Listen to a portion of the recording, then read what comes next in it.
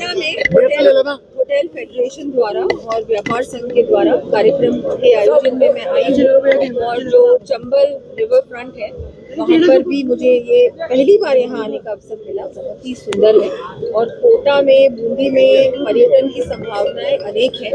इनके बारे में और हम लोग क्या कर सकते हैं उसके बारे में डिस्कस करेंगे भी। और जो जिस तरह से कोई भी अगर यहाँ ऐसा डेस्टिनेशन है जिसको डेवलप करने के लिए प्रयास राजस्थान सरकार को करना है तो हम हर संभव प्रयास करेंगे।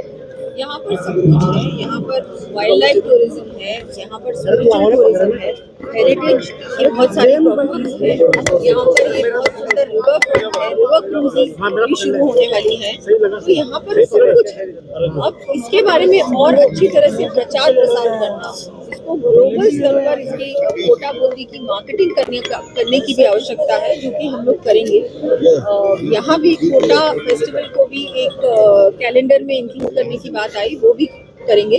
और यहाँ पर जो हमारा ट्रैवल मार्ट होता है हर बार जयपुर में होता है, उसके बारे में भी आज एक बात सामने आई कि हम लोगों को अलग अलग हमारे संभाग मुख्यालयों पर तो अगर ये ट्रैवल मार्ट्स होंगे तो ज़्यादा से ज़्यादा जितने ट्रैवल एजेंट्स हैं, टूर ऑपरेटर्स हैं, वो ट्रैवल मार्ट के द्वारा ट्रैवल मार्ट के समय जो सिर्फ जयपुर आते हैं, वो सिर्फ जयपुर ही नहीं, वो इन सब अलग अलग क्षेत्रों में भी जाएंगे। तो जब वो वहाँ जाएंगे तो उसके बारे में और जानकारी उनको मिलेगी और अलग अलग क्षेत्रों का प्रचार प्रसार अपने आप होगा। अभी राइजिंग राजस्थान हुआ, उसके कैटलॉग में चंबल रिवर फ्रंट को नहीं लिया गया, सिटी पार्क को नहीं लिया गया। तो हमेशा ऐसे मैं बताना चाहूंगी, चंबल रिवर फ्रंट में तो इसने तो अपने आप ही अपनी पहचान बना ली है और बहुत सारे MOUs हुए हैं राइजिंग राजस्थान में जो टूरिज्म के हुए हैं। टूरिज्म से 700 करोड़ के सिर्फ कोटा के ही हुए हैं MOUs। बहुत खुशी की बात है। और राजस्थान में भी हजारों करोड़ के MOUs हुए हैं सिर्फ टूरिज्म क्षेत्र में। तो ये तो एक बहुत पॉजिटिव माहौल है जो राजस्थान में अब बनने जा रहा है। तो इसके लिए तो मुझे लगता है हमको बात जितना ज्यादा हम लोग इसके बारे में भी प्रयास करें कि ये सारे जो यूनिट्स है वो सचमुच में धरातल पर उतरे।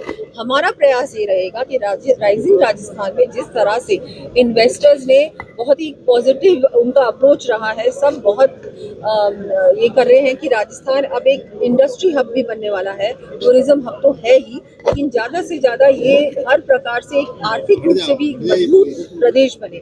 उसके लिए ये जो बहुत अच्छा हमारा समिट हुआ था और बहुत खुशी की बात है कि ये मुख्यमंत्री जी ने बहुत प्रयास किए और बहुत अच्छा सफल कार्यक्रम हुआ। और अब हमारा प्रयास रहेगा कि सारे जितने इन्वेस्टर्स हैं, जितने MOUs हुए, वो धरातल पर। पर्यटक को बढ़ावा देने के लिए किस तरह आगे क्षेत्र में काम किया जा रहा है? आज जितनी चीम भी आई थी, देखें, माननीय दिया कुमारी जी ने आज हमें वादा किया है कि आने वाले दिनों में कोटा संभाग ट्रेवल मार्ट का आयोजन कोटा में हो, जिससे भारतवर्ष के सभी टूर एंड ट्रेवल से जुड़े हुए व्यापारी यहाँ आए और वो हमारे सभी पर्यटक स्थलों को विजिट करें, जिससे आने वाले दिनों में जब वो पैकेज बनाते हैं राजस्थान में पर्यटकों को घूमने का, जैसे आज जब कोई पर्यटक पैकेज बनाता है राजस्थान का तो करीब करीब एवरेज 10 से 12 दिन बनाता है।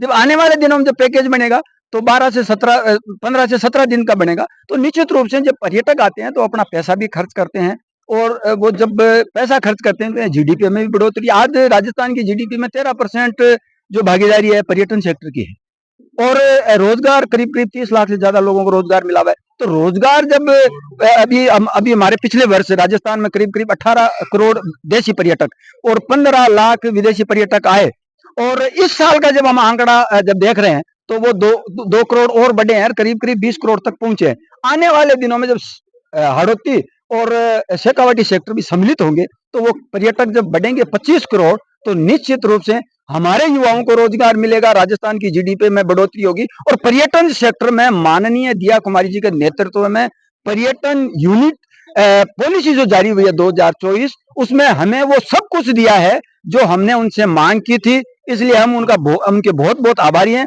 आज वो हमारे निवेदन पर यहाँ पधारी और हमारे को संबोधित किया और पर्यटन सेक्टर के लोगों से संवाद भी किया और यहाँ जब रिवर फ्रंट वो पधारी तो उन्होंने कहा कि ये शानदार दृश्य देख करके मैं बहुत अभिभूत हूँ। तो आने वाला जो टूर एंड ट्रेवल मार्ट जो है वो इस हाड़ौती संभाग में हो और इसका प्रचार कर इसको पूरे राजस्थान देश भर के अंदर में इसको बढ़ाया जाए। कोटा कोचिंग नगरी उसमें दे- तो हॉस्टल देख- बने हुए हैं। देखो किस तरह से देखो एक दुष्प्रचार करके कोटा नगरी के अंदर में जो स्टूडेंट पढ़ने के लिए आते थे उनको कुछ लोगों ने रोकने का काम किया, लेकिन अब सकारात्मक प्रचार पूरे भारतवर्ष में हो रहा है कि कोटा नगरी में सभी सुरक्षित है, सभी सेफ है। और राजस्थान की सरकार माननीय भजन लाल जी और माननीय दिया कुमारी जी जैसे को नेतृत्व में है, इसलिए यहाँ पर वो घटनाएं अब होगी ये सोचना भी बेकार है। इसलिए आने वाले दिनों में हमारे यहाँ जब माहौल अच्छा हो रहा है तो निश्चित रूप से स्टूडेंट भी बढ़ेंगे,